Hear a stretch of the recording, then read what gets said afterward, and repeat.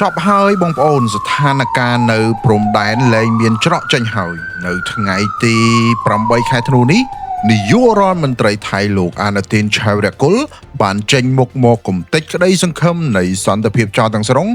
លោកបានប្រកាសដោយគ្មានលាក់លៀមថាលោកនឹងមិនបើកការចរចាជាមួយនឹងកម្ពុជាដាច់ខាតអ្វីដែលកាន់តែខ្លាំងជាងនេះលោកបានហៅការវាយប្រហាររបស់កងទ័ពថៃមកលើកម្ពុជាថា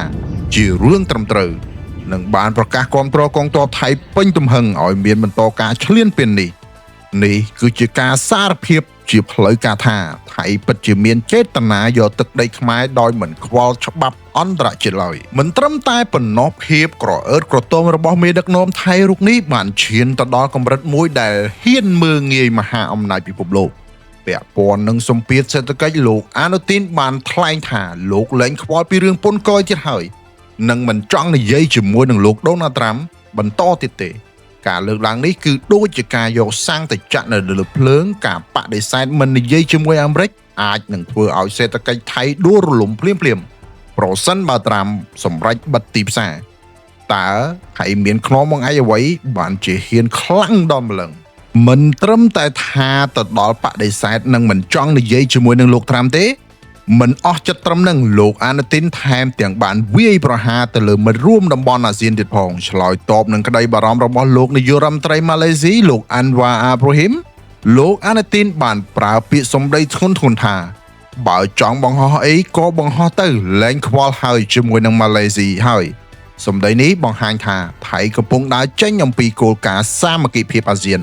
និងសុខចិត្តនៅតែឯងឯកាដើម្បីមហិច្ឆតាឈ្លានពានកម្ពុជាការប្រកាសក្តែងថាកម្ពុជាត្រូវតែអនុញ្ញាតតាមការចង់បានរបស់ថៃគឺជាការមើលងាយដែលកូនខ្មែរមិនអាចទទួលយកបានជាដាច់ខាតឥឡូវនេះមុខមាត់ពិតរបស់ពួកគេបានលាតត្រដាងហើយពួកគេមិនចង់ចរចាទេ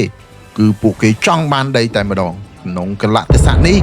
មានតែរូបរួមជាតិការពង្រីកវិស័យការពារជាតិប៉ុណ្ណោះទើបអាចការពារកិត្តិយសជាតិយើងបានជាតិថៃហ៊ាននិយាយបែបនេះហើយហេតុអ្វីបានលោកអានុធីននិយាយបែបនេះដោយមិនខ្វល់អំពីលោកដូណាល់ត្រាំនិងមិនខ្វល់អំពីមិត្តអាស៊ានលោកអាន់វ៉ាអាប់រូហ៊ីមដែលជានាយករដ្ឋមន្ត្រីម៉ាឡេនិងជាប្រធានរបស់អាស៊ានផងតែការលើកឡើងនេះគឺជាការបញ្ចប់ដំណើររបស់នាយករដ្ឋមន្ត្រីពីព្រោះថានៅក្នុងរយៈពេលតែប៉ុន្មានថ្ងៃទៀតទេប្រហែលជាមួយខែជាងទៅទេលោកអានុធីននឹងបញ្ចប់មុខងារជានាយករដ្ឋមន្ត្រីតែការនិយាយបែបនេះដើម្បីតែប្រជាប្រិយភាពក្នុងការបោះឆ្នោតអាណត្តិក្រោយឬក៏យ៉ាងណាយើងមិនទាន់ដឹងទេប៉ុន្តែបើសិនជាយើងវិភាគឲ្យបានស៊ីជម្រៅបន្តិចប៉ះពាល់ការដែលថាមិនខ្វល់ជាមួយលោកដូណាល់ត្រាំគឺជាអត្តឃាតសេដ្ឋកិច្ចមួយពីព្រោះថាអាមេរិកគឺជាទីផ្សារនាំចេញធំបំផុតរបស់ថៃបើត្រាំខឹងថៃនឹងជួបវិបត្តិធ្ងន់ធ្ងរជាងកម្ពុជាទៅទៀត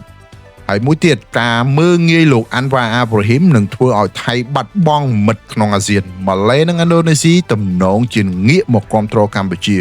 ឬក៏ដាក់សម្ពាធទៅលើថៃការដែលមិនឲ្យតម្លៃនេះធ្វើឲ្យថៃមានការខាតបង់ជាច្រើនហើយយើងក៏មិនដឹងថា